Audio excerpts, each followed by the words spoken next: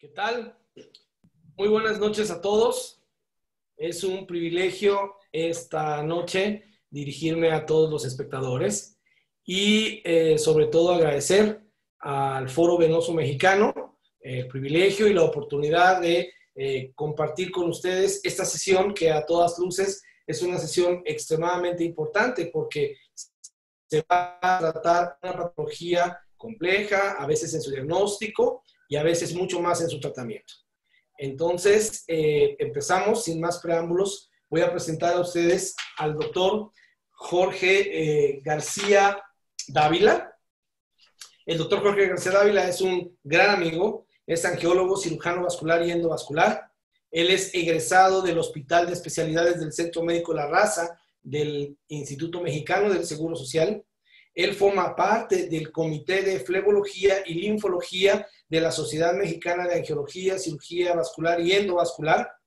Él está certificado por la Escuela Colombiana de Linfología y por la Society of Vascular Surgery. Y él, de alguna manera, también ejerce su práctica en una de las cadenas hospitalarias privadas más grandes en la Ciudad de México, que es el Grupo San Angelín, aquí en la Ciudad de México. Es para mí un placer presentar al doctor García. Y bueno, doctor García, la pantalla es toda suya. Muchas gracias, doctor. Voy a compartir mi pantalla. Buenas noches, amigos del Foro Venoso Mexicano. Bienvenidos nuevamente a una sesión del curso de Introducción al Manejo del Paciente Flebológico. El día de hoy vamos a hablar, el doctor Ricardo Rodríguez y un servidor, de qué es y cómo se trata el linfedema. Yo soy el doctor Jorge García Dávila, soy angiólogo, cirujano vascular y endovascular en la Ciudad de México. Constantemente nos enfrentamos en nuestra práctica diaria, en cualquiera de los niveles de atención, al linfedema, el cual es una enfermedad fácil de diagnosticar, difícil de tratar e imposible de curar. Por lo tanto, su manejo debe ser multidisciplinario e integral.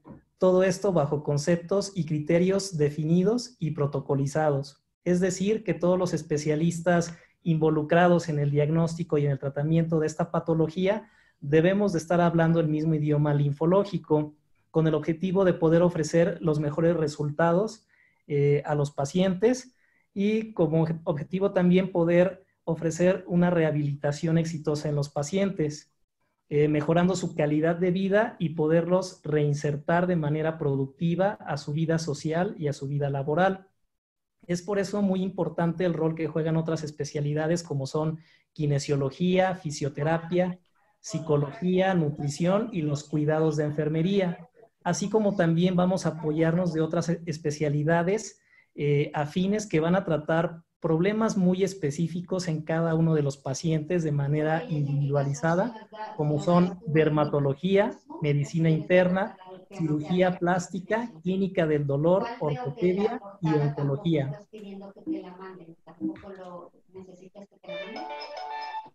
Bueno, y como anteriormente lo comentó nuestro actual presidente de la Sociedad Mexicana de Angiología, Cirugía Vascular y Endovascular, yo también el día de hoy puedo decirles que con lo que he aprendido en estos años de linfología, mi título como angiólogo y cirujano vascular por fin está completo, debido a que en nuestro país, nuestra formación como especialistas se enfoca principalmente al diagnóstico y al tratamiento de patología de arterias y venas, por lo cual pues tenemos un conocimiento muy precario de los vasos linfáticos. Es por eso que durante los últimos años pues me he dedicado al estudio y al tratamiento de la patología linfática, por lo que el día de hoy voy a poderles compartir conceptos muy concretos de una manera simple y sintetizada en cuanto al linfedema.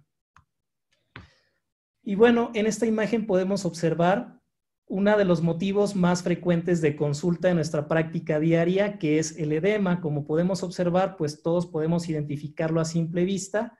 El edema se define como una acumulación de líquido en el espacio intersticial que ocurre cuando la filtración capilar excede los límites del drenaje linfático, produciendo signos y síntomas clínicos muy notables, como podemos ver nuevamente en esta imagen. La Sociedad Internacional de Linfología, en su documento de consenso más reciente del año en curso define al linfedema como una manifestación externa de insuficiencia del sistema linfático y transporte linfático alterado. Como podemos ver en esta imagen, pues se define también como un signo o síntoma resultado de enfermedad linfática subyacente. Sin embargo, el concepto más completo del linfedema lo podemos encontrar en el sexto consenso latinoamericano para el tratamiento del linfedema, el cual nos refiere que es un acúmulo de proteínas de alto peso molecular, agua, electrolitos y otros elementos en el espacio intersticial, como consecuencia de una alteración dinámica y o mecánica de la circulación linfática. Bueno, todo esto se integra y se puede representar en la imagen inferior, en el cual todo lo anterior nos lleva a un aumento de volumen progresivo y evolutivo de la extremidad. Y lo más importante es la disminución de su capacidad funcional e inmunológica con un aumento de peso y modificaciones morfológicas que van a afectar seriamente la calidad de vida de los pacientes. Bueno, teniendo claro ahora estos conceptos, pues vamos a pasar a las bases anatómicas y fisiopatológicas. El sistema linfático, como podemos observar, es un sistema paralelo de transporte de masa, encargado de la homeostasia del líquido intersticial. Dentro de sus principales funciones vamos a tener que se encarga de la reabsorción del líquido intersticial, de proteínas de alto peso molecular y productos de desecho celular, como por ejemplo el amoníaco. También aquí se lleva a cabo la filtración y eliminación de patógenos como virus o bacterias. Y se va a llevar a cabo el tránsito de células linfoides en todo su trayecto. En cuanto a los ganglios o nódulos linfáticos, van a ser los encargados de la vigilancia inmune de la linfa por medio de los linfocitos y macrófagos que se van a encontrar en su interior.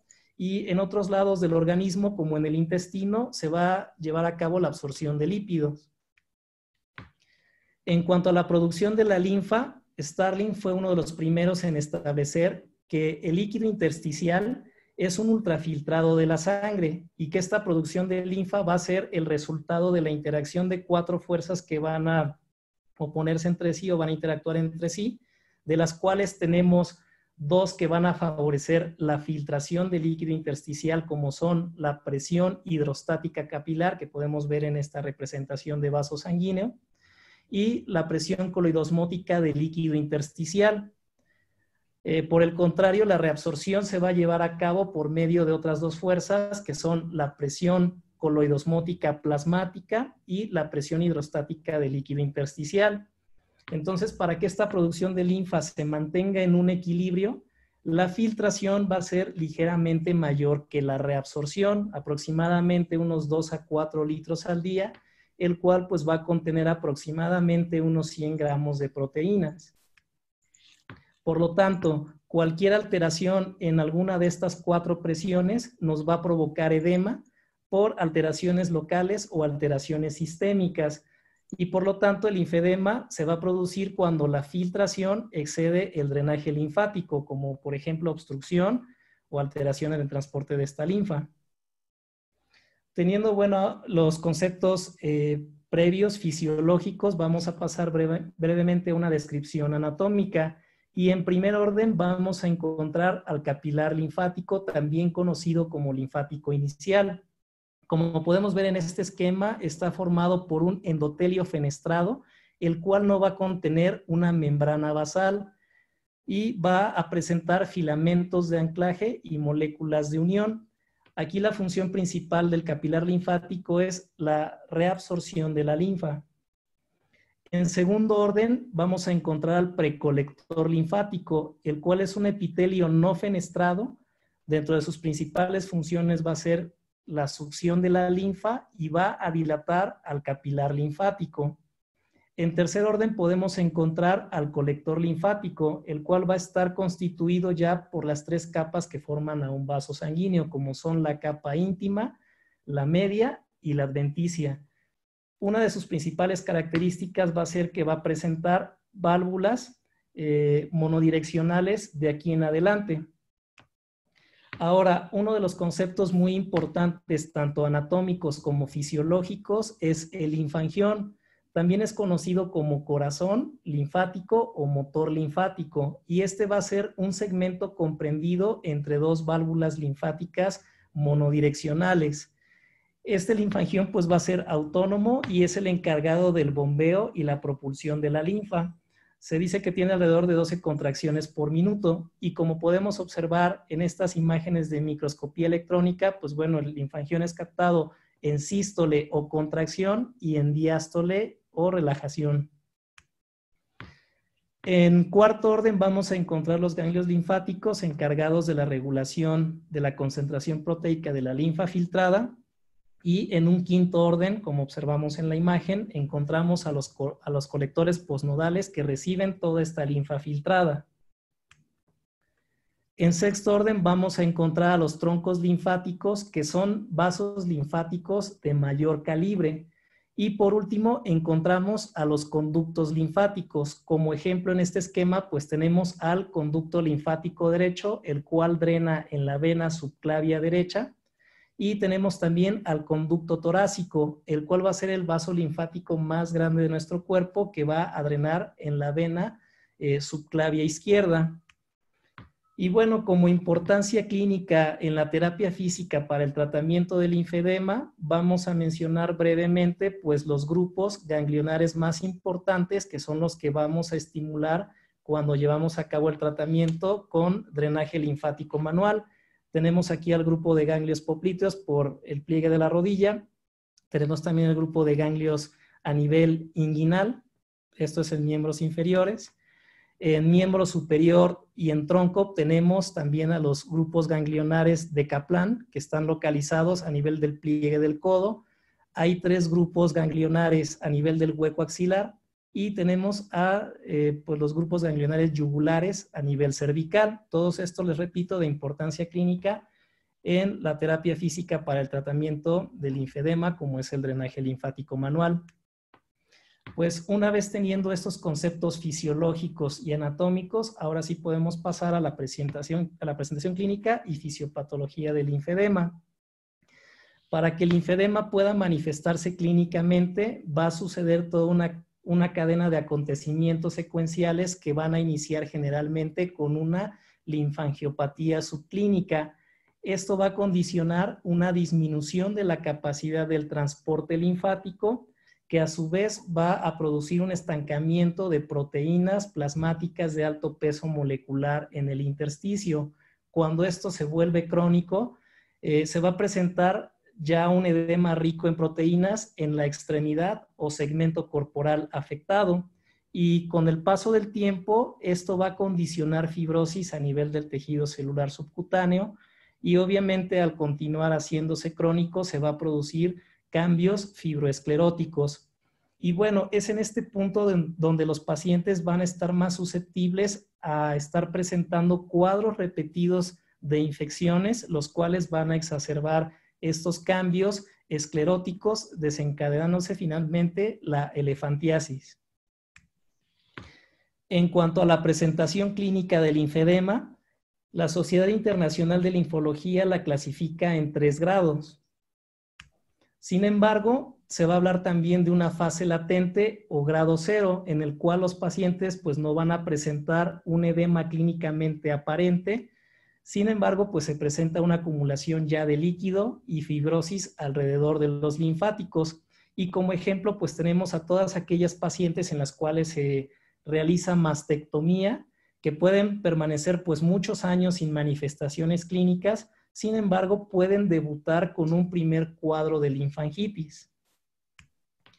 Ahora bien, entrando al primer grado clínico, tenemos como principal característica o signo el edema con fobia. Este es producido por la acumulación excesiva de líquido rico en proteínas de alto peso molecular. Este tipo de edema va a reducir con la elevación de la extremidad, y a la exploración física no va a haber una fibrosis clínica aparente. Otra de las características importantes en este grado es que la aparición va a ser lenta y progresiva. Como característica muy importante en esta fase inicial tenemos que el linfedema no duele.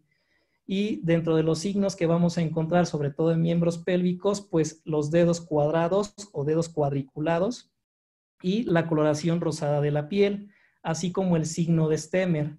El signo de Stemmer se realiza a nivel del dorso, de la falange proximal del segundo dedo, y va a ser positivo cuando no podemos obtener un pliegue cutáneo por el edema que está presente. Esto va a ser un signo patognomónico del linfedema.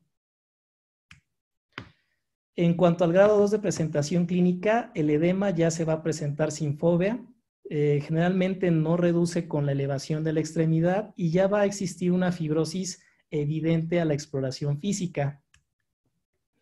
También podemos encontrar, sobre todo en miembros inferiores, piel gruesa, hiperkeratosis, liquenificación, y los pacientes van a referir principalmente pesantez y cansancio.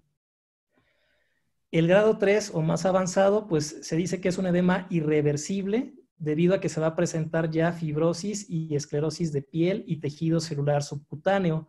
Como principal signo característico es el de piel de naranja por toda la turgencia que va a existir y toda la concentración de proteínas de alto peso molecular que nos va a producir cambios llamados o conocidos elefantiasis linfostática. Y sobre todo en miembros inferiores vamos a encontrar verrucosis, vesículas, linforrea, eczema, dermatitis, escoriación y decoloración amarilla de las uñas. En estos ejemplos podemos observar que los pacientes en cualquiera de estos grados pueden presentar la joroba de búfalo en los dorsos de manos o pies. Y la decoloración amarilla de las uñas, pues por todo el reflujo crónico linfático que va a existir.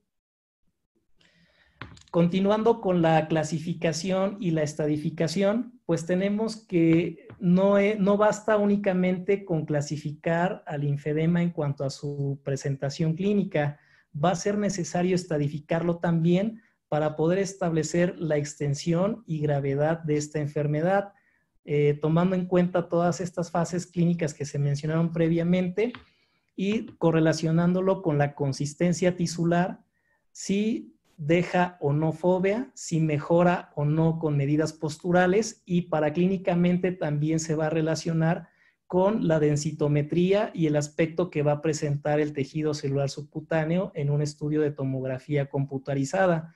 Como podemos observar en este esquema, es la estadificación del linfedema propuesta por el Sexto Consenso Latinoamericano para el Tratamiento del Linfedema. De igual manera, es importante describir el nivel de compromiso del linfedema en la extremidad, y como podemos observar en estos 5 grados, pues se va a indicar si afecta el linfedema únicamente a los dedos en mano o pie, si afecta muñeca o tobillo, codo o rodilla, axila o ingle, y en lo más avanzado, pues tórax y abdomen. Otra de las clasificaciones anteriormente utilizadas es por morfología, la cual pues fue publicada por el doctor Kinmont, el cual pues realizó varios estudios de linfangiografía, la cual consiste en inyectar medio de contraste directamente en los vasos linfáticos, y en los cuales él pudo observar 3 patrones muy frecuentes de presentación, como son aplasia e hipoplasia linfática en alrededor de un 92% de los pacientes, y también la presentación de hiperplasia o megalinfáticos en un 8% de los pacientes. Sin embargo, una de las clasificaciones que más frecuentemente se utilizan, que se deben de reportar, pues es la que toma en consideración la etiología, la edad de aparición y la genética, la cual divide al linfedema como linfedema primario y linfedema secundario.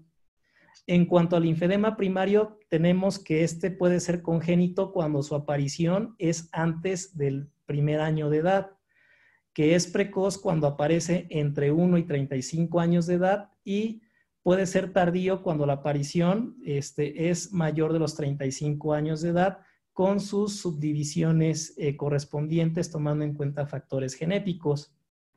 En cuanto al linfedema secundario, este va a ser un linfedema en el cual nosotros podemos identificar una causa que va a desarrollar pues esta patología, como son filariasis, excisión de ganglios linfáticos, radiación, invasión tumoral, infección, trauma, lesiones térmicas y linfangitis de repetición.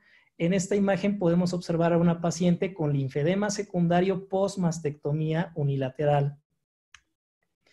Y bueno, pues una de las causas también frecuentes del linfedema secundario pues son todas aquellas que se presentan posteriores a cirugías, como son cirugía de varices en procuración también de vena safena, en cirugía arterial de revascularización, con la lipoaspiración, posterior a cirugía con incisiones transversales, y también vamos a observar que puede presentarse en tumores que comprometen el drenaje linfático, como ejemplos tenemos testículo o melanomas. Y en esta imagen podemos observar un linfedema secundario posterior a histerectomía más un vaciamiento ganglionar unilateral. Como ejemplo brevemente de esta clasificación y estadificación, pues tenemos a una paciente con mastectomía izquierda por cáncer de mama, la cual se presenta a la consulta con edema blando que compromete el antebrazo. Por lo tanto, el diagnóstico se establecería como un linfedema secundario post-mastectomía, estado 1, nivel 3 del miembro torácico izquierdo. Bueno, continuando brevemente con los diagnósticos diferenciales, el linfedema es muy frecuente que pueda confundirse con cualquier otras patologías que involucran el aumento de volumen en las extremidades. Una de estas es el lipedema, el cual es una alteración o trastorno de la distribución del tejido graso que afecta casi exclusivamente a las mujeres e involucra fundamentalmente a las extremidades inferiores. Esta patología se diferencia del linfedema en que generalmente se presenta de manera bilateral y a nivel de maleolos hacia arriba. Va a respetar generalmente los pies. Otra de las patologías con las que puede confundirse el linfedema pues son las malformaciones veno-linfático-capilares, como por ejemplo tenemos este síndrome de Klippel-Trenaunay, en el cual los pacientes van a presentar manchas en vino de Oporto, como podemos observar en las imágenes, que corresponden a malformaciones capilares. Va a presentar hipertrofia de la extremidad afectada y el desarrollo de varices en la extremidad afectada. En esta imagen no observamos varices debido a que la paciente fue operada previamente por un cirujano vascular.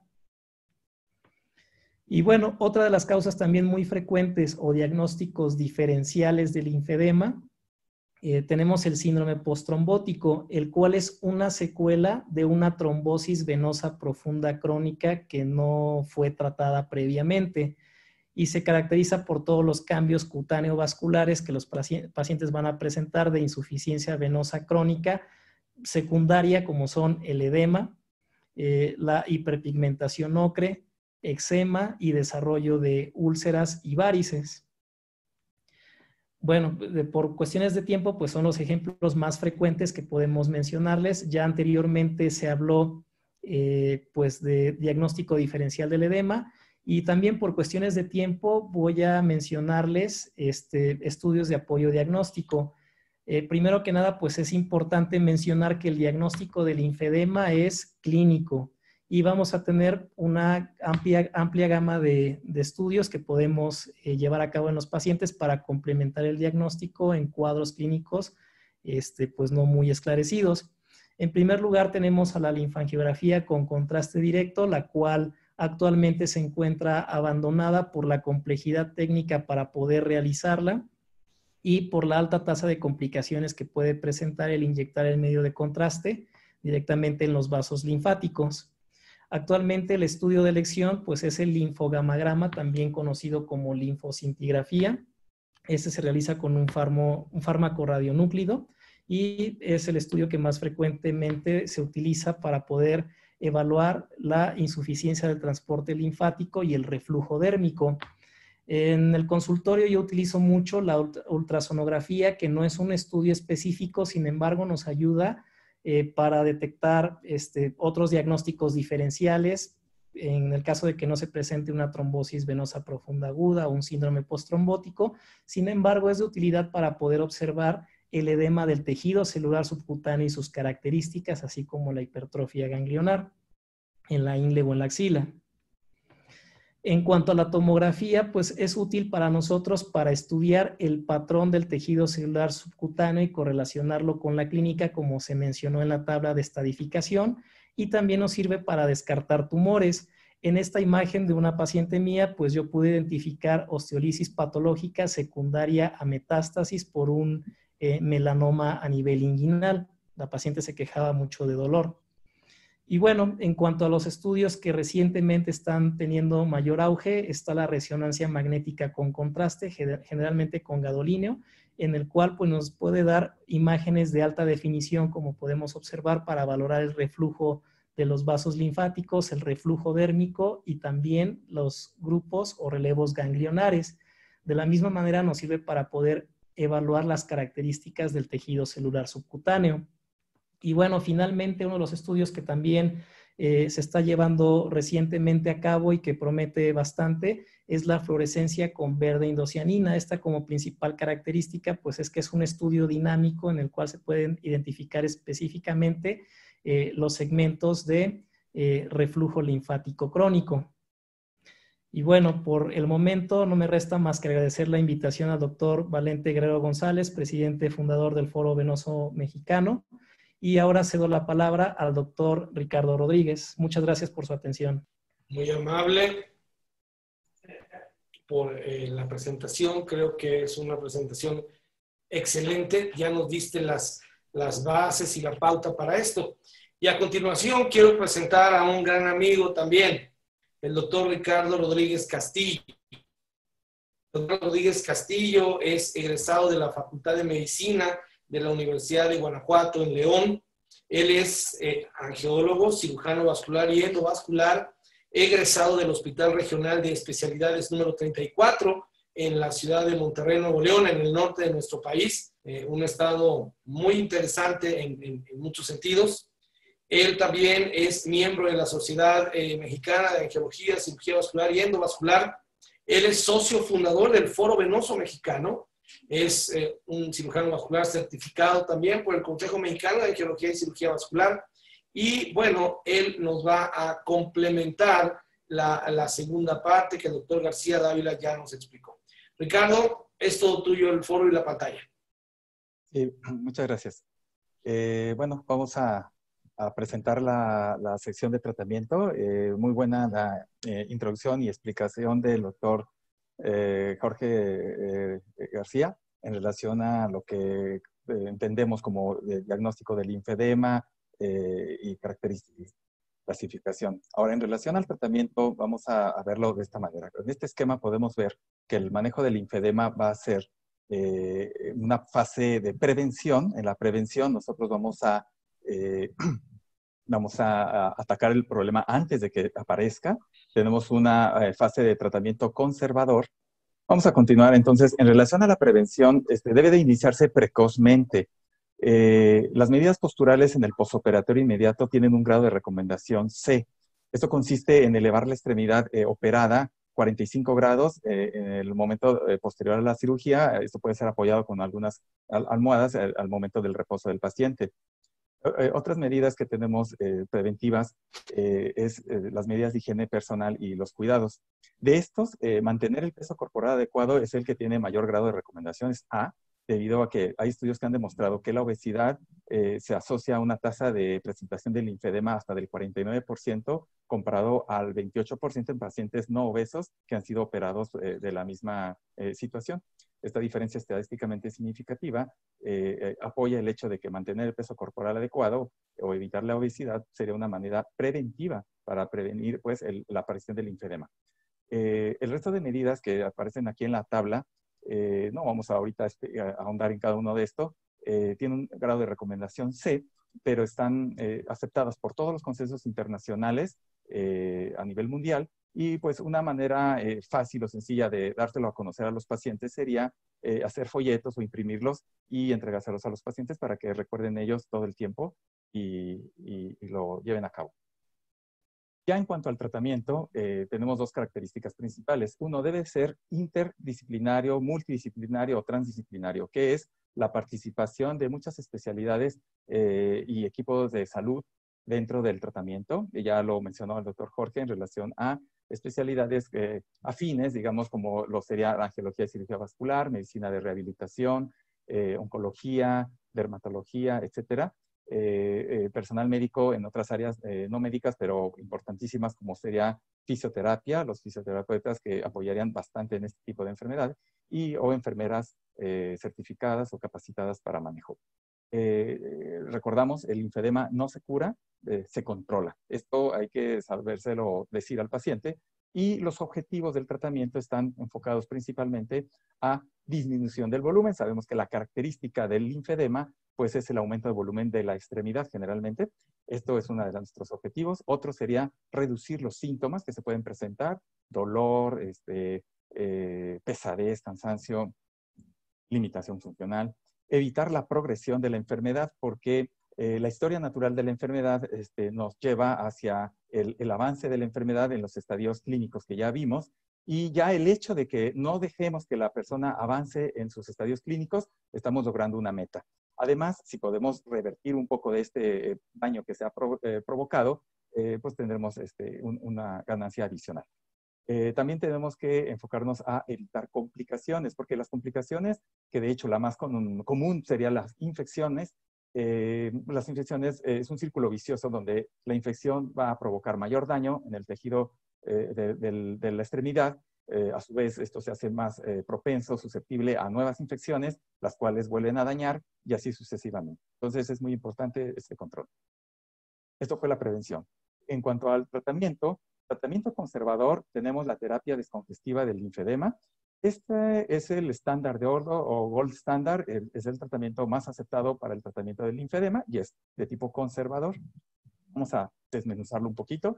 La terapia descongestiva del linfedema, o terapia descongestiva compleja, o terapia física combinada, tiene diferentes nombres. Antes llamada terapia física descongestiva compleja, preconizada por Foldi, tiene 5 componentes. Los componentes son drenaje linfático manual, vendaje multicapas, que ahora el Grupo Internacional de la Compresión nos sugiere usar el término de multicomponentes en lugar de multicapas, ejercicios o cinesiterapia o ejercicios miolinfogenéticos, los cuidados de la piel, que también los vimos como parte de la prevención, y las prendas de compresión.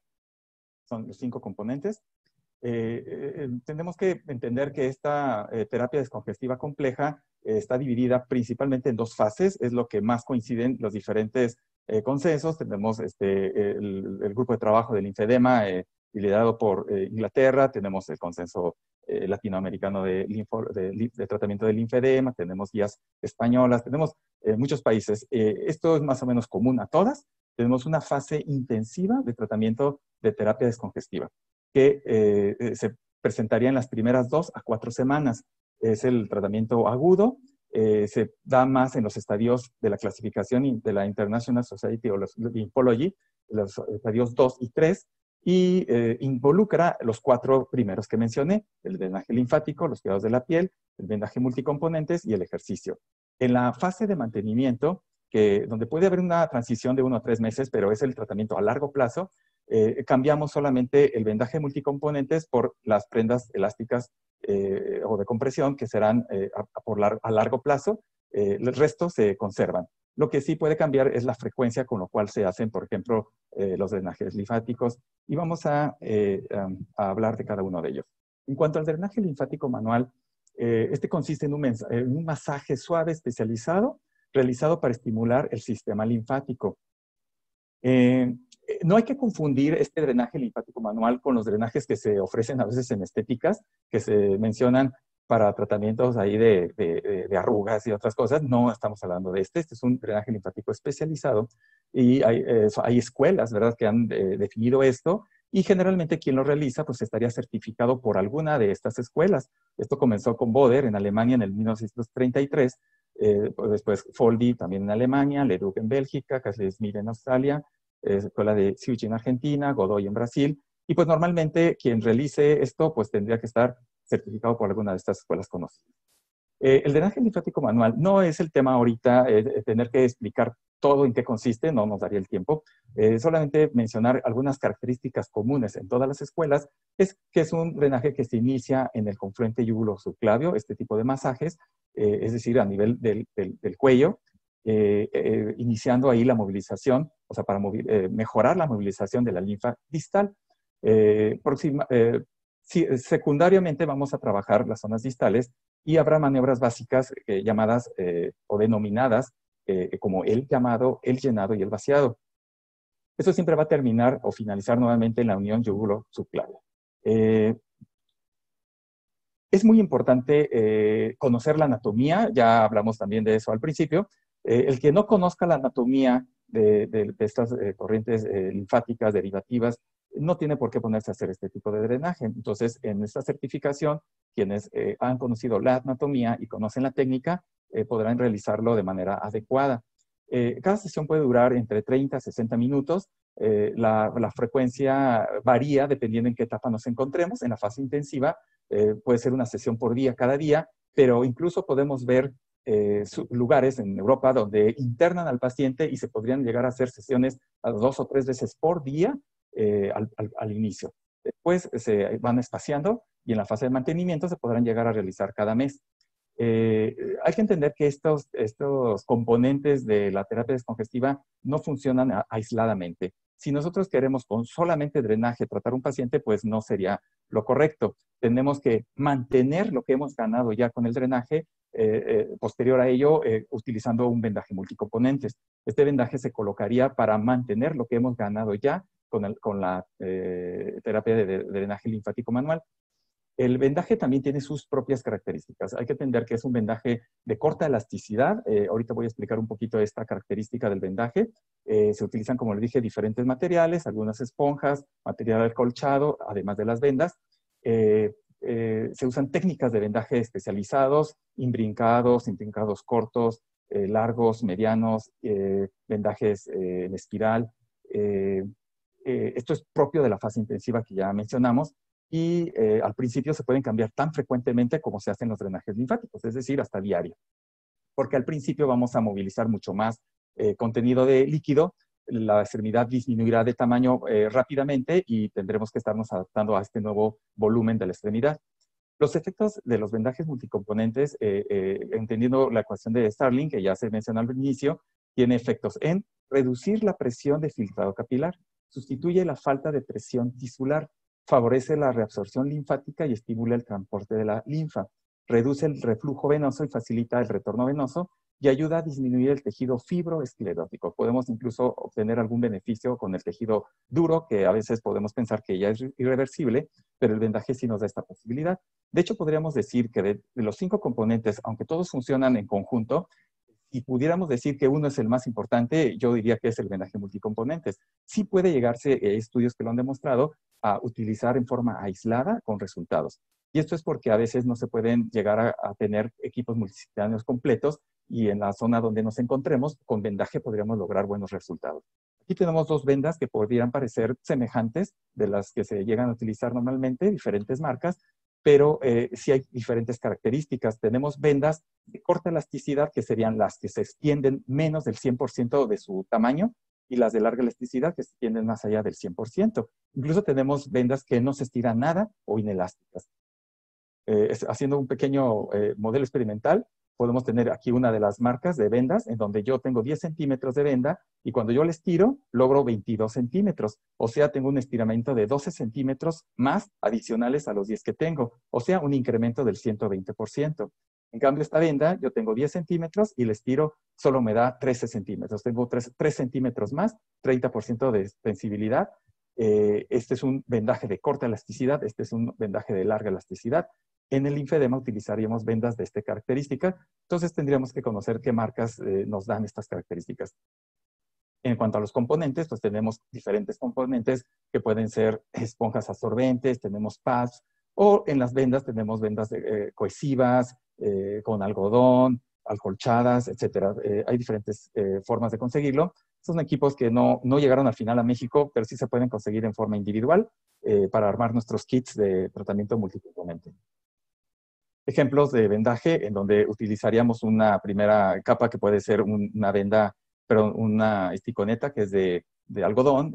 Bueno, primeramente cuidados de la piel, humectación, lubricación, colocación de esta, colocación de vendaje también para dedos, por ejemplo, en forma individual. Y luego la colocación de espumas o vendajes acolchados. Finalmente los vendajes de corta elasticidad logrando entonces completo un vendaje multicomponentes. En cuanto a los ejercicios o cinesiterapia o ejercicios miolinfopeniéticos, estos van a aprovechar las bombas fisiológicas que tenemos, las bombas impulso aspirativas. Tenemos varias bombas en las extremidades, hasta 7, y en los brazos obviamente también. Y estos siempre se van a realizar con los vendajes colocados. Entonces vamos en una secuencia de drenaje, de colocación de vendaje para mantener los resultados del drenaje, y posteriormente ejercicios con vendajes colocados para obtener un mayor beneficio. Podríamos hacer ejercicios de tipo aeróbico o de resistencia, aunque no deben ser de alto impacto. Esto pues apoyados con terapistas, que son los que nos pueden ayudar mucho en toda esta parte.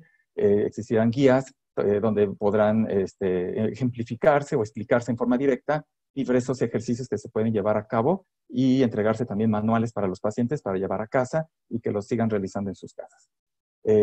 Otro componente de la terapia descongestiva compleja son los cuidados de la piel. Ya los habíamos mencionado también en la prevención. Yo aquí nada más quería recalcar un poco estos que están subrayados. Es muy importante secar e hidratar bien la piel después de bañar, evitar grietas, posibles áreas de entrada de bacterias, que el coco es la infección, en este caso de los linfedemas. Consultar al médico inmediatamente cuando hay erupciones o irritaciones, porque puede ser el inicio de una infección. Esto es una urgencia realmente. Evitar arañas de animales, picaduras de mosquitos. Pues, hay familias que tendrán mascotas, pues tendremos que tener mucho cuidado en estas situaciones. No llevar ropa ajustada en diferentes áreas del cuerpo. Por ejemplo, las mujeres que son operadas de cáncer de mama, pues el brasier sujetador tendrá características especiales que no liguen a nivel de deltoides, que nos pueden bloquear las corrientes derivativas, ¿verdad?, del linfedema. No, instruir al paciente, ¿verdad?, no tomar presión ya en el brazo afectado, no poner inyecciones o sacar muestras de sangre, y no caminar descalzo en pacientes que tienen linfedema en las extremidades. Hay muchos más, pero bueno, estas son de las principales que deberíamos siempre de tomar en cuenta. En cuanto a las prendas de compresión, que son las mangas y las medias de compresión, pues también son parte de la terapia de mantenimiento, que sustituyen al vendaje. Existen dos categorías de vendaje, las de tejido plano y las de tejido circular. Brevemente diré, las de tejido circular son las que vemos normalmente en las tiendas, ya vienen en forma circular y no tienen hilos que cierren el círculo, ya vienen circulares de origen, son más elásticas, pero tenemos las de tejido plano que son más difíciles de conseguir, generalmente se construyen a medida de la extremidad del paciente, son con más características para el linfedema porque se parecen más a los vendajes de corta elasticidad. Las medias de tejido circular más comunes no se recomiendan usar durante la noche, solo de día. Las de tejido plano sí podrían utilizarse o cambiar por vendajes de corta elasticidad. La compresión utilizada generalmente va de la clase 2, que son las de 20 a 30 milímetros de mercurio para extremidad superior, y hasta la clase 4, que son las de más de 40 milímetros de mercurio, y pasando por las de 30 a 40, que sí se pueden utilizar en las extremidades. Hay que tomar en cuenta que si el paciente por alguna razón no tolera una compresión más elevada, es mejor bajar la compresión, pero seguir utilizando a que el paciente abandone el tratamiento. Y en eso pues nos adaptaremos. Debemos conocer siempre bien sus indicaciones y contraindicaciones. Muchas veces aquí se requiere del apoyo del angiólogo y cirujano vascular, dado que si se presentan enfermedades de tipo arterial severo, estaría indicado, trombosis venosa. Entonces aquí sí hay que saber en qué momento utilizar. Continuamos con las terapias de apoyo. Aquí vamos a hablar de medicamentos, presoterapia, dieta, taping y la psicoterapia.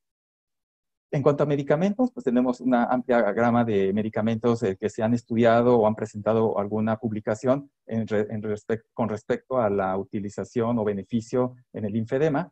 Los más reconocidos en estos son los flavonoides o gamma benzopironas, benzopironas alfa, también algunas saponinas, el ruscus o lesina, y sintéticos como el doxalato de calcio.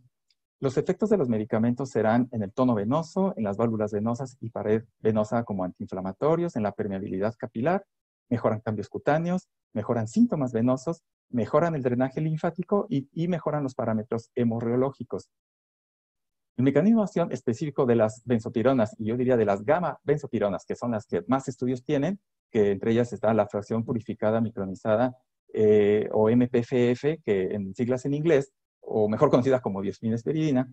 Estas reducen la salida de proteínas desde los vasos sanguíneos, incrementan la remoción proteica por parte del sistema linfático, estimulan la actividad contráctil del linfangión, o sea, tiene un efecto linfoquinético, aumentan la capacidad de transporte de las proteínas por los linfáticos o carga linfática, inducen neogénesis linfática e incrementan la proteólisis macrofágica, que disminuiría la presión oncótica intersticial, dado que las proteínas jalan agua hacia afuera del vaso o hacia el intersticio, la destrucción de estas proteínas, pues mejorarían también esto. Otros medicamentos, los diuréticos, hay que entender que los diuréticos no son parte del tratamiento del linfedema, sí se pueden llegar a utilizar en las etapas iniciales, pero realmente no es parte del tratamiento. Hay que hacer un buen diagnóstico diferencial y saber en qué momento utilizarlos y cuándo no, pero en general no los vamos a considerar como parte de.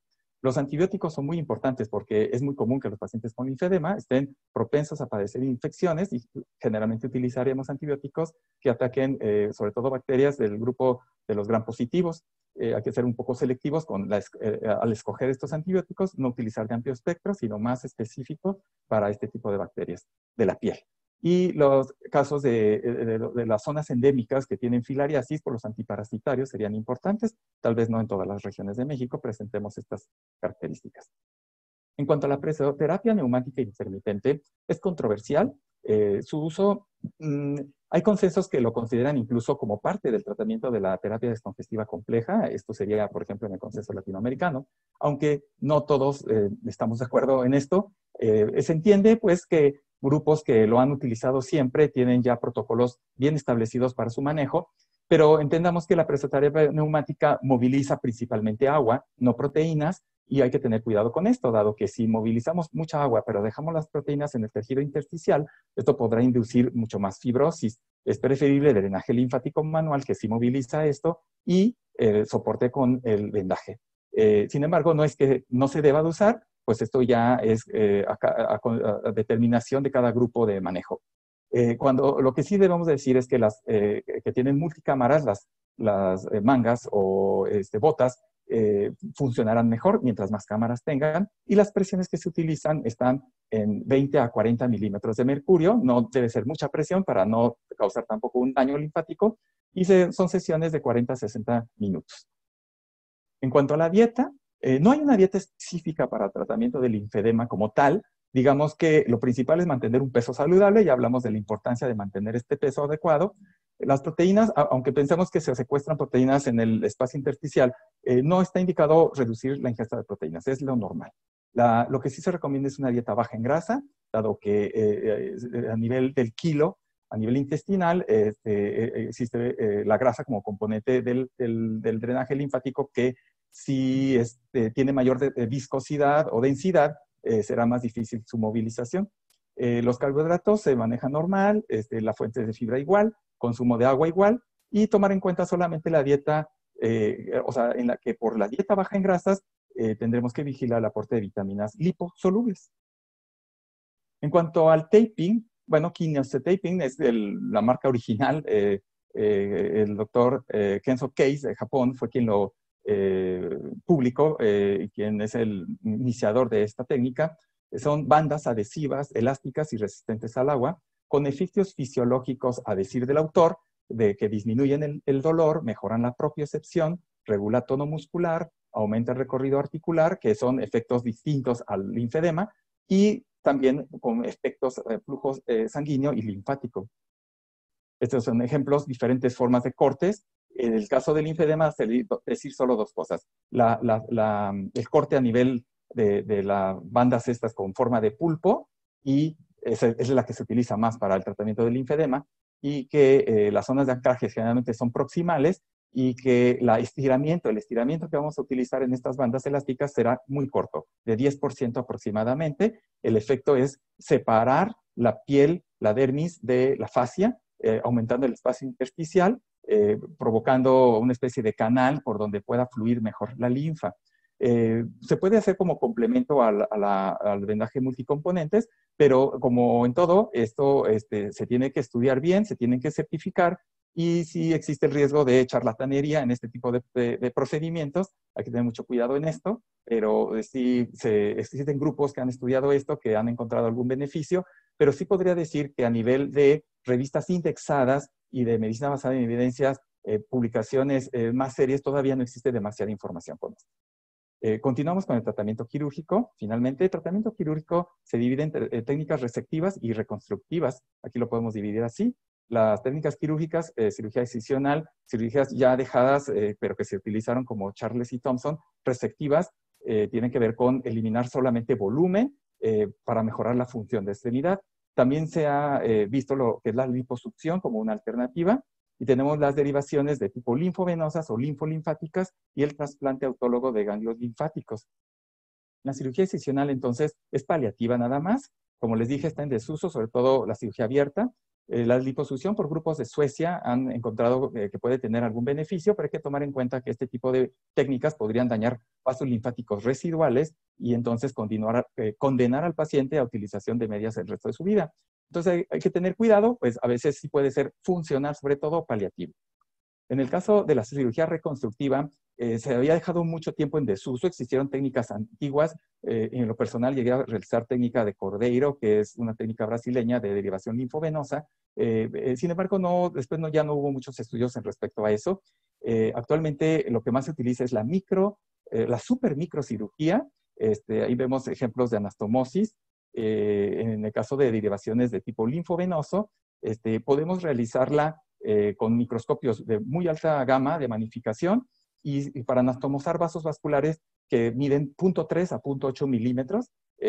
Podemos hacer incluso anastomosis terminoterminales con suturas de 11 y 12 ceros, con incisiones mínimas de 3 centímetros, incluso a veces con anestesia local, y haciendo anastomosis terminoterminales, derivando de un vaso linfático a una vénula de la dermis.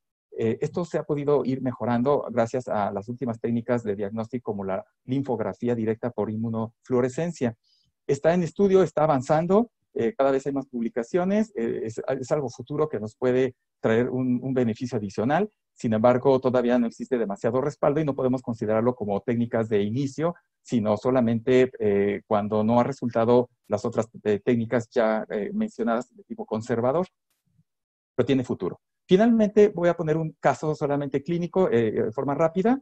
Este es un caso de un paciente con linfedema secundario, cuadros repetidos como antecedente de erisipela. Es muy común ver en la consulta pacientes con linfedema secundario a infecciones de repetición. Lo comúnmente pensamos más como las secundarias a cirugías, pero esta también es muy frecuente. Y también cuando hablamos de cirugía, no solamente de cáncer. Debido a esto, presentaba linforrea y papilomatosis y cambios que se hubieran clasificado como grado 3 de la clasificación de la International Society of Lymphology. Vemos un poquito un acercamiento de las lesiones, papilomatosis, el signo de Stemmer, que ya se mencionó, del segundo dedo del pie, características clásicas de un linfedema. Vean las características. Bueno, este caso lo podemos manejar con el tratamiento correcto, una evolución a 30 días con un reposo inicial por 5 días, que así yo lo manejo para disminuir la carga del edema, del linfedema, vendaje multicapas con imbricados cortos hasta la rodilla, con vendas húmedos secas, unas vendas que tienen óxido de zinc, no aprovechando la función de la crema, sino que son vendas de nula elasticidad, combinada, y como lo mencionaba, multicapas, nos permite reducir el edema en forma importante, con cambios semanales, hasta 4 cambios hicimos, y vemos este cambio. A los 45 días, cambios, vimos al inicio, vimos cómo puede quedar el paciente, y para tratamiento de mantenimiento, colocación de un calcetín de compresión, en este caso de 20 a 30 milímetros de mercurio como mantenimiento. Entonces, vemos cómo podría estar una extremidad con un linfedema importante, y cómo al final del tratamiento podemos incluso levantar el pellejo, el cuero de la piel por todo el edema que hemos retirado. Esto es por el momento todo, y pues dejamos el foro abierto para algunas preguntas o dudas que podamos ayudar. Voy a agradecer también al doctor Valente Guerrero por la invitación a participar en este tema, y a todo el grupo del Foro Venoso, del cual formamos parte orgullosamente. Muchas gracias. Gracias, Ricardo, por tan magistral presentación en relación al tratamiento, a las opciones de tratamiento que tenemos para el manejo del linfedema. Y bueno, hay algunas preguntas que se hicieron en el foro. Haré la primera. Edgar Almiraya te pregunta, o les pregunta a ambos: doctores, buenas noches. ¿Las vendas tape o vendaje kinesiológico son útiles en drenaje linfático? Bueno, voy a responder yo a esta pregunta, dado que lo hemos mencionado en este momento. Sí, mire, no está como parte integral de lo que denominamos terapia descongestiva compleja.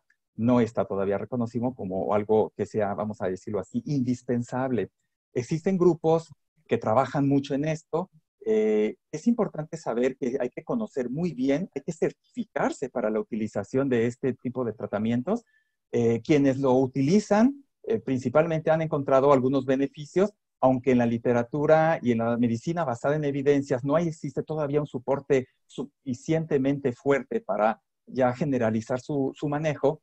Podríamos decir que puede ser un complemento al resto del tratamiento. Es decir, no vamos a dejar de hacer drenaje linfático manual, vendaje multicapas, ejercicios, todo. Pero sí podríamos utilizarlo como un complemento. Por ejemplo, si yo tengo un vendaje en el brazo, el cual me llega hasta cerca de la axila, no puedo subir más allá de, yo podría complementar con un poco de taping en esta forma de pulpo, llevando un poco de linfa hacia una región más proximal, incluso cruzar al lado contralateral. Ahora con los estudios de la linfocintigrafía con verde de indocianina, se pueden llegar a hacer estudios en vivo en donde se puede llegar a observar el movimiento de la linfa a través de algunos de estos manejos. Entonces, yo diría, sí tiene una utilidad, yo lo puse como parte de terapia adyuvante. Quien conozca bien la técnica y la sepa utilizar correctamente, podría entender, tener un beneficio adicional, pero si no lo usamos, no es indispensable. O sea, podemos muy bien lograr buenos resultados sin utilizarlo. Es lo que podría comentar. Perfecto, gracias Ricardo. La siguiente pregunta te la hace Aliber Francisco Garza Ruiz. Es una pregunta súper interesante. A ver, ambos, ¿qué piensan? ¿Qué porcentaje de linfedema se causa o se produce por un síndrome postflevítico? Bueno, yo creo que la puedo contestar, Ricardo, si me permites. Claro. Es un porcentaje bajo debido a que es un flebolinfedema. Si nosotros corregimos el problema de fondo que está ocasionando la obstrucción, podemos darle salida a todo este edema que se está condicionando y mejorar la disminución del volumen de la extremidad del paciente afectado. Sí, a lo mejor respondiendo concretamente, porque la pregunta es, ¿qué porcentaje? Yo diría, no existen estudios que digan qué porcentaje de pacientes con secuela postrombótica presentarán secundariamente un linfedema. No habría ese estudio que nos diera una respuesta directa. Pero, o sea, sí existe el flebolinfedema que se genera yo diría, un paciente que tenga una secuela postrombótica que no ha sido manejado correctamente, que ha dejado avanzar la enfermedad, empezará a presentarse el componente linfático dentro de la enfermedad venosa. No podríamos dar una cifra concreta, pero pues cuando nosotros evaluamos a un paciente, clínicamente sí podemos encontrar si existe ya un componente linfático. La cuestión aquí es que el tratamiento es muy semejante, porque en el caso del vendaje multicapas, lo podemos utilizar muy bien para una secuela postrombótica ya de difícil manejo, con componente linfático también. Entonces, más o menos se parecen en cuanto a que ambos vamos a trabajar en mejorar el drenaje de líquidos, sea sangre, sea linfa. Sí, yo en mi experiencia utilizo mucho el vendaje multicapa, multicomponente para tratar el edema en los pacientes con el síndrome postrombótico, por los efectos que mencionaste, Ricardo, tienen todos estos vendajes. Bien. Alejandra Araceli Ramírez les pregunta, ¿el riesgo de producir sobrecarga cardíaca es frecuente cuando se utilizan vendajes? Sí. De hecho, cuando mencioné yo al final de una diapositiva que existen indicaciones y contraindicaciones, o sea, que hay que conocerlas, el tiempo no nos da para extendernos demasiado. Es un tema que incluso yo, checando el tratamiento, podríamos tardarnos muy bien una hora si queremos desmenuzar todo. Pero sí, una de las contraindicaciones para querer movilizar rápidamente líquidos, ya sea usar presoterapia, medias de compresión, vendajes, multicapas, es tener enfermedades sistémicas descompensadas, insuficiencia cardíaca no bien tratada, insuficiencia renal no bien tratada, hipotiroidismo, o sea, existen enfermedades hepáticas no controladas, sería una contraindicación. Sí podemos generar un daño mayor si queremos movilizar o no hemos detectado que existe un edema, por ejemplo, por una sobrecarga cardíaca, por una insuficiencia cardíaca descompensada, e iniciamos un manejo de movilización fuerte de líquidos en la extremidad. Sí hay que conocer eso, hay que hacer el diagnóstico. Bien. Aliber Francisco Garza Ruiz les pregunta, ¿cuál es el papel del uso de los vendajes inelásticos en el tratamiento del linfedema? Voy a volver a contestar yo, dado que son de tratamiento. Lo comenté ahorita, de hecho, el vendaje de corta elasticidad es el más importante en el tratamiento del linfedema, casi diría yo, y el único, porque el vendaje de larga elasticidad realmente no tiene indicación. Cuando nosotros queremos aprovechar el uso de un vendaje es porque es de corta elasticidad. Si yo usara un vendaje de larga elasticidad, es como usar una media, o sea, usaría una media en realidad. Si yo quiero un efecto mejor o para este tipo de enfermedades, entonces usaré un vendaje de corta elasticidad.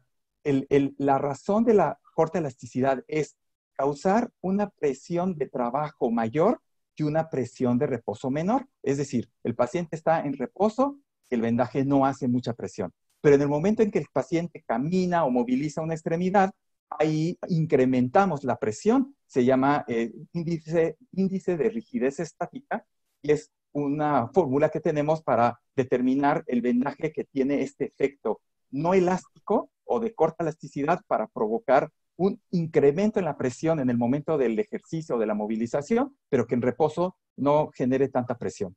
Lo contrario es el vendaje de larga elasticidad, que yo le diría sinónimo de medias de compresión.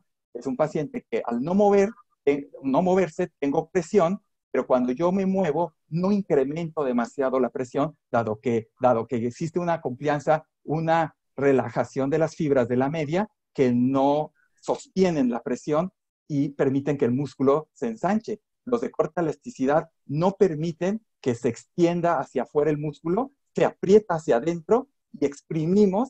Es más, podemos lograr deshinchar mejor una pierna haciendo caminar a un paciente con un vendaje multicomponentes que simplemente poniéndolo en reposo con piernas elevadas. O sea, es dinámico y es mejor que el reposo incluso. Entonces, el vendaje de corta elasticidad es el que se usa en linfedema. Si me permiten complementar también esta pregunta, hay un estudio que se reportó en el Journal de Vascular Surgery acerca de la compresión inelástica con el uso de los grabs o las envolturas de velcro como el Circade.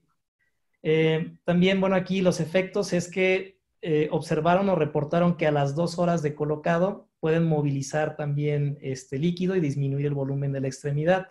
A las 2 horas y a las 24 se comparó también con compresión de corta elasticidad y actualmente se van a desarrollar nuevos proyectos para valorar pues la terapia inicial o de ataque al linfedema, porque generalmente se utilizan en la terapia de mantenimiento, ya que son igual más fáciles de colocar para los pacientes o los familiares. Jorge, perfecto. Ahí mismo síguete, está interesante esto. A ver, el papel de los anticoagulantes en el linfedema. Pues realmente no están indicados, porque como mencionó Ricardo, hay medicamentos flebotónicos y linfotónicos, pero no en cuadros de trombosis, bueno, los anticoagulantes están indicados en cuadros de trombosis venosa tanto profunda como superficial, y en el linfedema pues no hay nada reportado. Sí, o sea, la linfa no tiene cascada de coagulación. O sea, la linfa es otra cosa. Digo, comparte que es un drenaje del cuerpo, líquida, pero en esa parte sí no tiene nada que ver un anticoagulante en el linfedema. Pero qué tanto, perdón, buenas noches, perdón. Sí. Pero qué tanto, eso es importante, qué tanto influye o qué tanto un linfedema llega a producir una trombosis.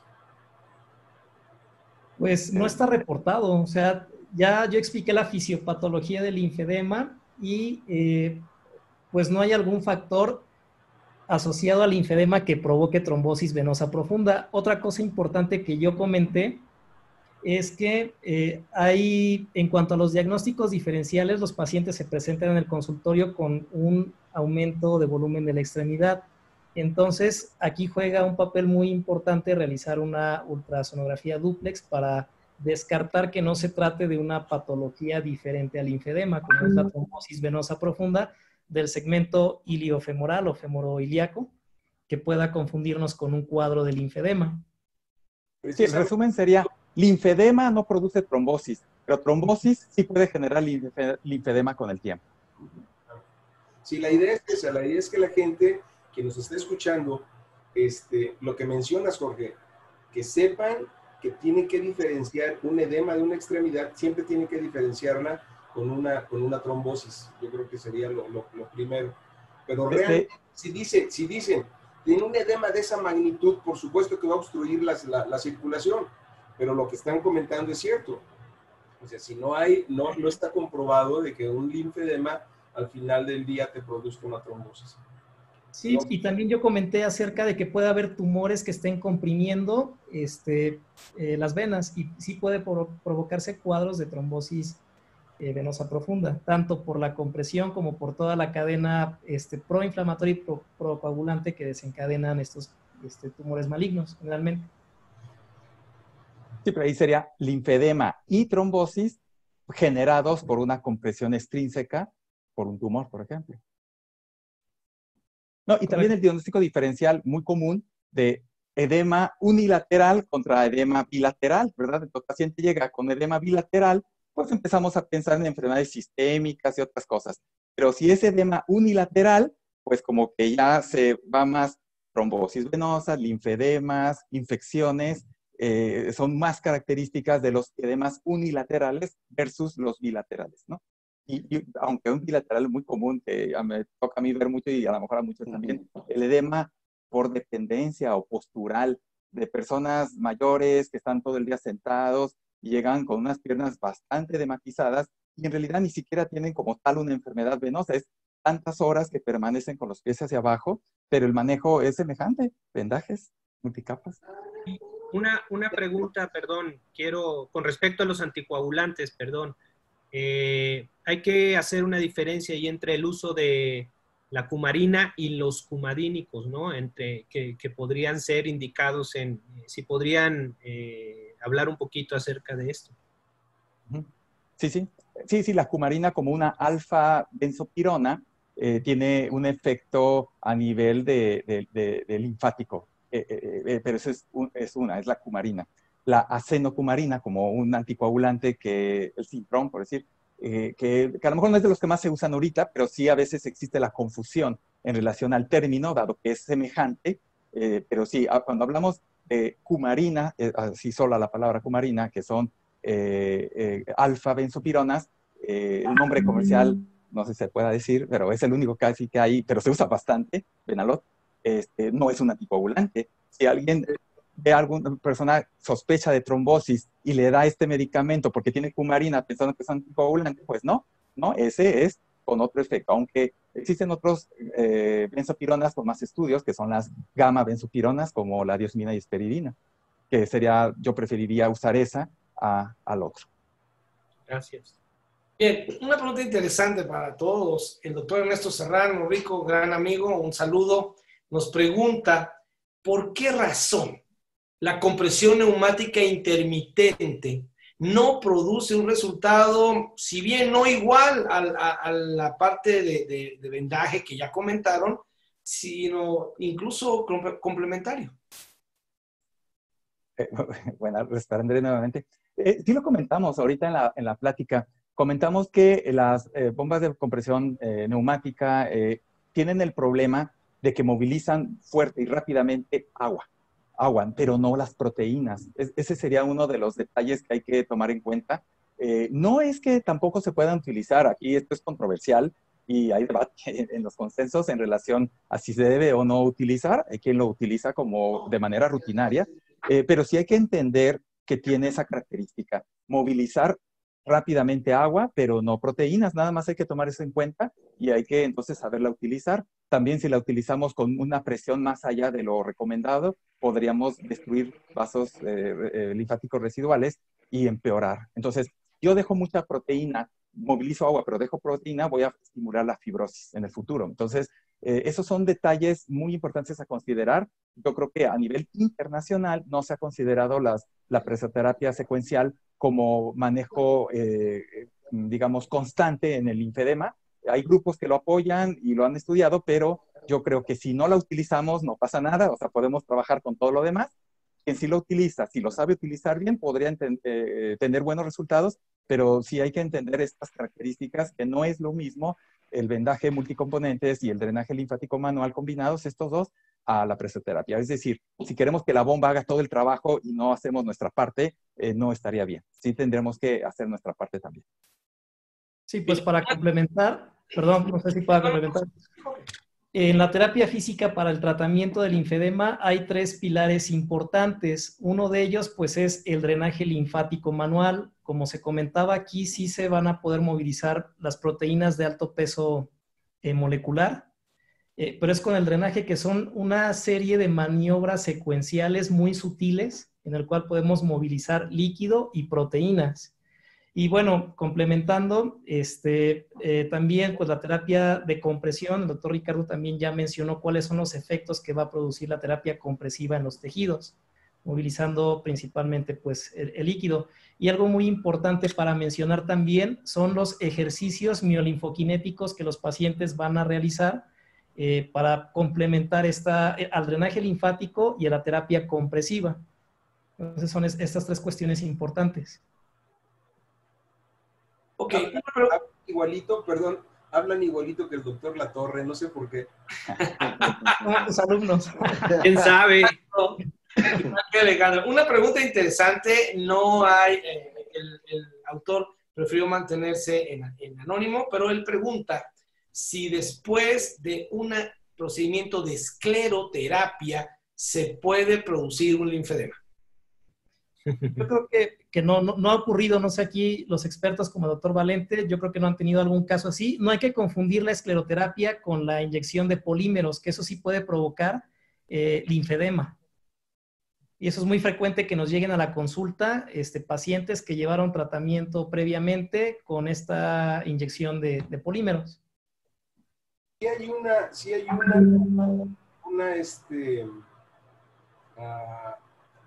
sí hay estudios donde dicen que después de la escleroterapia hay edema de pie y le achacan que al momento de que se hace el cierre de estas venas, llegas a cerrar algunos linfáticos y es lo que en determinado momento te llega a producir un linfedema transitorio. Pero de ahí a que sea un linfedema crónico y grande e importante, definitivamente no, ¿eh? Bueno, sí hay estudios que dicen que casi cualquier procedimiento que se hiciera de tipo invasivo podría generar algún tipo de secuela de linfedema secundario. Quiero con esto decir, una persona que tiene un esguince de tobillo, una persona que lo operan de tobillo, por ejemplo, de rodilla, y generarse este tipo de problema. Igual, cualquier tipo de infección lo puede generar. Pacientes que han sido operados de alguna otra cuestión y siguen con edema, y el cirujano que los atendió dice, yo ya acabé, ya hice todo bien, está muy bien, pero yo sigo hinchado, ¿verdad? Entonces ya llegan a la consulta y ve uno, sí tienen un cierto efecto a nivel linfático después de ser invasivos. Sí puede haber ese tipo de linfedema. Claro, sobre todo los ortopedistas cuando hacen cirugías grandes, ¿no? Cadera, rodilla, como dijiste. En Pero fin. incluso en esguince se ha visto, o sea, el simple hecho del esguince puede lesionar linfáticos y generar un linfedema posterior. Juan Tacurri hace una pregunta muy interesante y yo creo que esta nos va a poner a pensar un poquito. Enfermedad arterial y pacientes con linfedema. ¿Cuál es la recomendación que ustedes hacen? ¿Qué tipo de vendaje o cuál es la opción alterna que tenemos para un paciente con enfermedad arterial y linfedema? Pues hay criterios bien establecidos para poder establecer una terapia compresiva. En todo paciente, cuando lo valoramos en el consultorio, debemos de revisar los pulsos, debemos de determinar un índice tobillo-brazo. Y bueno, hay bastante bibliografía en el cual toman como criterio para poder colocar vendajes un ITB mayor de 0.6. O, bueno, cuando la presión sistólica en el tobillo es de 60 o mayor, o la presión en el dedo que se determina es mayor de 30. Sin embargo, cuando está ligeramente por debajo de estos rangos, hay que tomar en cuenta también que al disminuir el edema en el paciente, vamos a mejorar un poquito pues, la calidad de vida, pues. Sí, el vendaje multicapas se podría llegar a utilizar por arriba de un índice de presión tobillo-brazo de 0.5. Se puede utilizar, no hay problema. De hecho, sería importante decir que mucha gente tiene la idea de que si es diabético, ya está contraindicado usar cualquier tipo de compresión. No uses nada apretado porque eres diabético, como dando por hecho que por ser diabético ya tienen tapadas las arterias. Y no es así. O sea, el paciente habría que evaluarlo en forma individualizada. Si tienes un problema arterial y severo, podría estar contraindicada el vendaje de compresión. Pero se pueden llegar a utilizar medias de compresión, medias de 15-20 en 0.5 también. Y la presoterapia secuencial se podría llegar incluso a utilizar en pacientes con enfermedad arterial severa, incluso no revascularizables. Hay estudios que podrían ayudar un poco con cierta intermitencia, ya hay estudios para eso, donde podríamos mejorar el flujo arterial y de pasada mejorar el edema. Entonces, no veamos que enfermedad arterial igual a contraindicación de compresión. No, habría que analizar cada caso, pero en general hay muchas maneras de que sí podemos ayudar al paciente, porque de hecho el edema como tal nos va a perjudicar también en la enfermedad arterial. Y es difícil que un paciente con linfedema tenga enfermedad arterial periférica. Bueno, en la experiencia que tengo no me ha llegado ningún paciente con linfedema y con enfermedad arterial periférica crónica. Sin embargo, pues ya los criterios están bien establecidos, como se comentaron. El poco tiempo que tengo de trabajar como angiólogo, también yo no he visto un paciente no te burles, un paciente con linfedema y con enfermedad arterial. Por eso se me hizo muy interesante la pregunta. Sin embargo, sí me gustaría que todos los amigos se quedaran con esta idea. La compresión elástica en un paciente, lo primero que tenemos que descartar cuando vamos a aplicar una compresión elástica es descartar que hay un problema arterial importante. O sea, quedémonos con esa idea en general. Y de ahí ya nos vamos un poquito más específicos para ver el ITD, etcétera, etcétera, ¿no? Esta siguiente pregunta es interesante también. ¿Por qué ya no hacemos cirugía para el linfedema?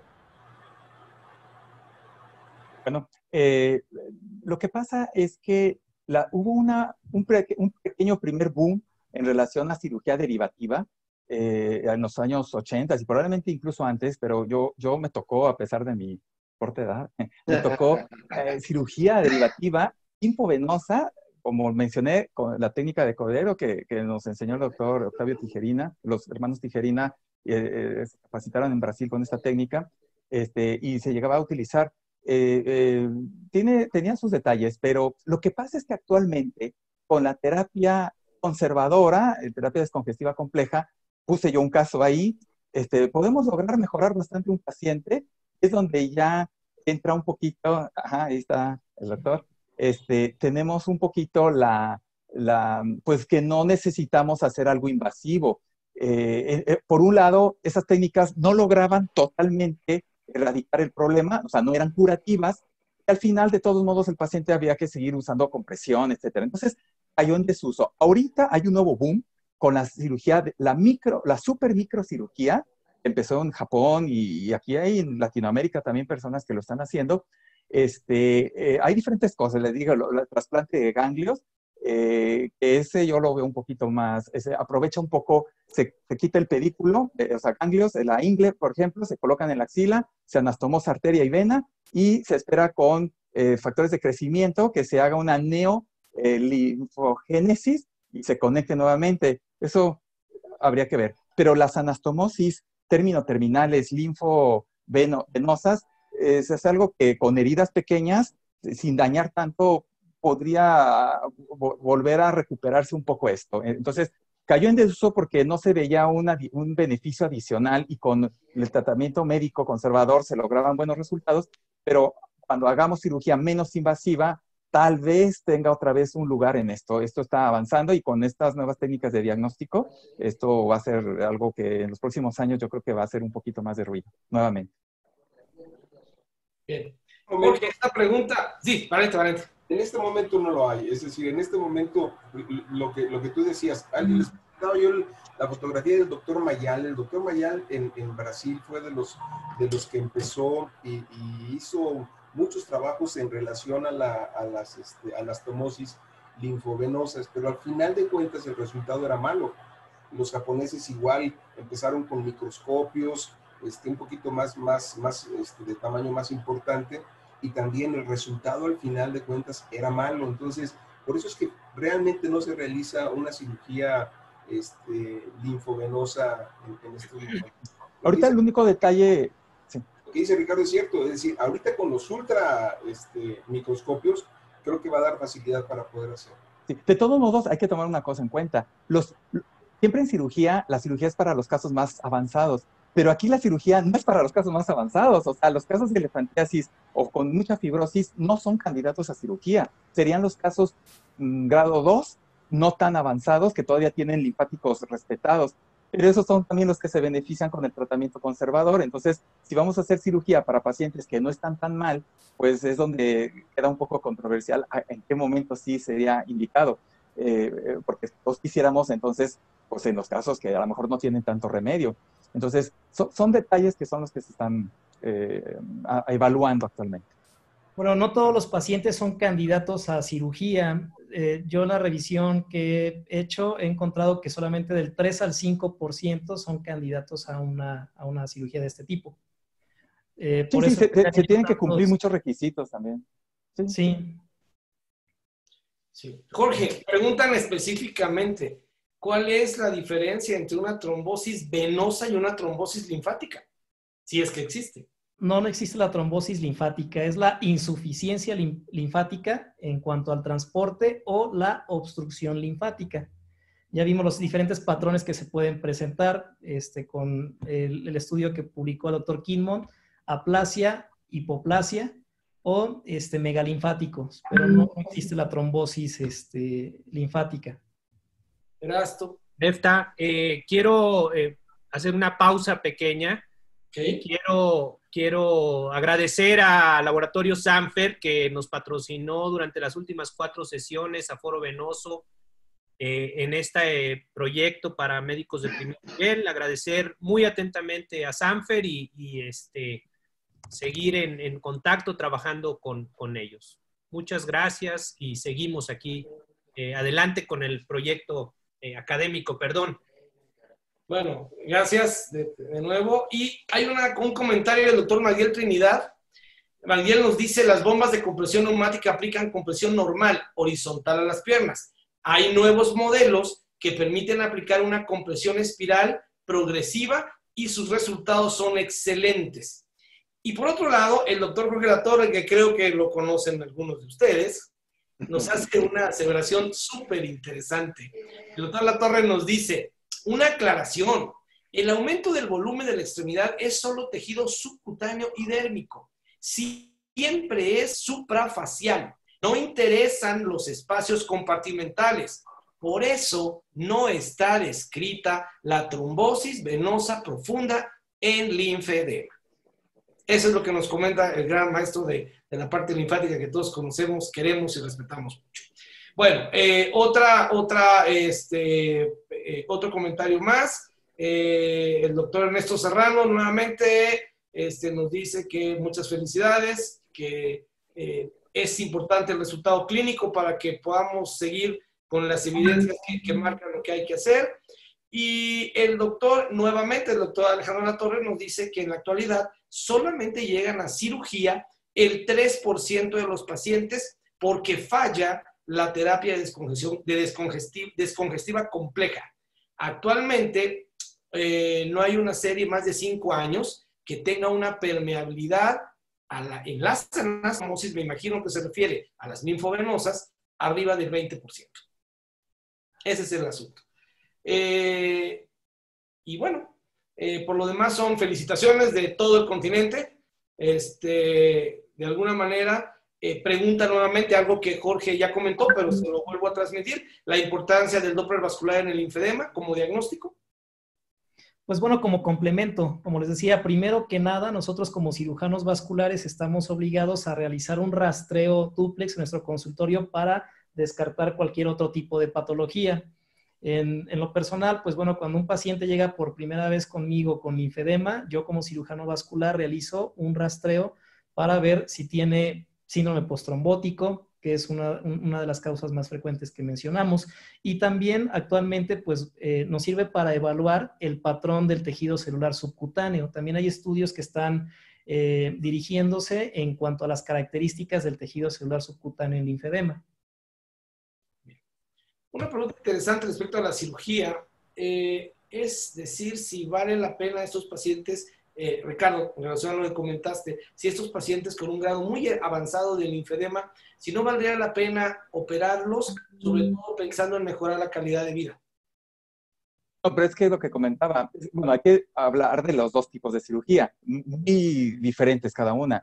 La cirugía excisional, que reseca volúmenes, tejido fibroso, que es una cirugía, o la cirugía derivativa, o sea, reconstructiva. En la cirugía reconstructiva no está indicada en los casos avanzados porque está destruido todo. No hay nada ya que reconstruir. Los linfáticos han sido dañados. Esos no son candidatos. O sea, no es que no queramos darles un apoyo adicional. Estos no son buenos candidatos. No les va a ir bien. Entonces, en cirugía reconstructiva derivativa no se les puede ofrecer. Pero la cirugía resectiva, pues podría llegarse a utilizar para casos de volúmenes demasiado aumentados que provocan una limitación funcional o estética, pero bastante importante, en donde valdría la pena al menos mejorarles un poco la calidad de vida de forma, digamos, paliativa. Esa es la cirugía, pero es una cirugía de tipo resectivo, nada más, paliativo, pero por la derivación no es para estos pacientes, desafortunadamente, ¿no? Y bueno, yo comento, creo que aún estos casos con elefantiasis casi o papilomatosis y fibrosis, sí se les puede ofrecer algún beneficio, aún así con tratamiento conservador. Perfecto. Bueno, parece que hay todavía algunas preguntas, pero ya estamos arriba casi media hora del tiempo. Erasto, ¿alguna otra consideración? Nada, agradecer a todos, agradecer a Ricardo, agradecer a Jorge, agradecerte, Nefta. En verdad, realzaron bastante el evento de Foro Venoso, muy interesante. Gracias al doctor Latorre, que estuvo muy activo también en el chat y en las preguntas. Agradecer, por último, esta gran presentación acerca del linfedema. Y espero que sigamos trabajando en pos del Foro Venoso Mexicano y este tema tan complejo que es el linfedema. ¿Vale? Valente. Agradecer, tenemos visitantes de Chile, de Paraguay, de Colombia, de Guatemala, de Honduras. Espero no equivocarme, que me falta otro.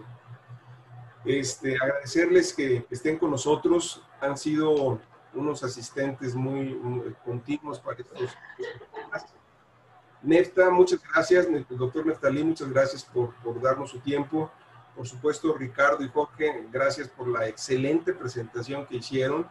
Queremos invitarlos a la sesión de clausura. Terminamos nuestras 14 conferencias. Y terminamos con el doctor Alejandro Fabiani, un cirujano vascular de Monterrey, que nos va a hablar cómo diagnosticar un trauma vascular. Creo que va a ser muy interesante. Los esperamos el jueves. Terminamos con esta sesión. Muchas gracias a todos. Gracias a todos. Muchas gracias. Buenas noches. Gracias. Un abrazo virtual a todos. Luego. Buenas noches. Hasta luego. Buenas noches.